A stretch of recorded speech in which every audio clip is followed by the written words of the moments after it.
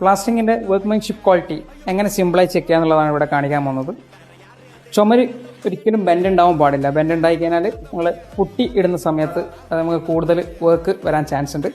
അത് സിമ്പിളായി ചെക്ക് ചെയ്യാനുള്ളൊരു വഴിയാണ്. ഇതുപോലുള്ള കോലെടുത്തിട്ട് ഇങ്ങനെ സിമ്പിളായി വെച്ചാൽ തന്നെ കാര്യങ്ങൾ ബെൻഡുണ്ടോ എന്നൊക്കെ ഉള്ളത് വളരെ കൃത്യമായി മനസ്സിലാവും. ഇത് കൃത്യമായി ചെക്ക് ചെയ്യാനുള്ള ഒരു വഴിയാണ്. ഇത് ഏകദേശം വെച്ചാൽ തന്നെ കൃത്യമായി ടൈറ്റ് ആണോ വോള് അല്ലെങ്കിൽ ബെൻഡുണ്ടോ എന്നുള്ളത് മനസ്സിലാവും. അപ്പോൾ ഇങ്ങനെ ചെക്ക് ചെയ്താൽ പുട്ടിയിൽ വരുന്ന അധിക വർക്കുകളൊക്കെ നമുക്ക് ഒഴിവാക്കാൻ പറ്റും. പിന്നെ ശ്രദ്ധിക്കേണ്ട ഒരു കാര്യമാണ്, ഗ്ലാസോ അല്ലെങ്കിൽ ഫാബ്രിക്കേറ്റഡ് വിൻഡോസും വരുന്ന ഏരിയകളിൽ ഇതേപോലെ വാട്ടർ ലെവൽ കറക്റ്റായി ചെക്ക് ചെയ്യുക എന്നുള്ളത് ഇമ്പോർട്ടൻ്റ് ആയ കാര്യമാണ്.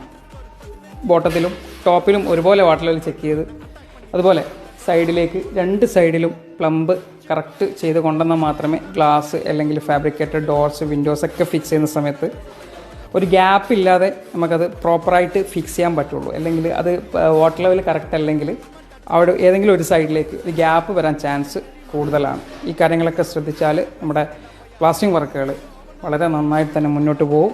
നല്ല ക്വാളിറ്റി തന്നെ നമുക്ക് വർക്ക് ഫിനിഷ് ചെയ്യാൻ പറ്റും. അപ്പോൾ വീഡിയോസ് എല്ലാവരും ഫോളോ ചെയ്യാം.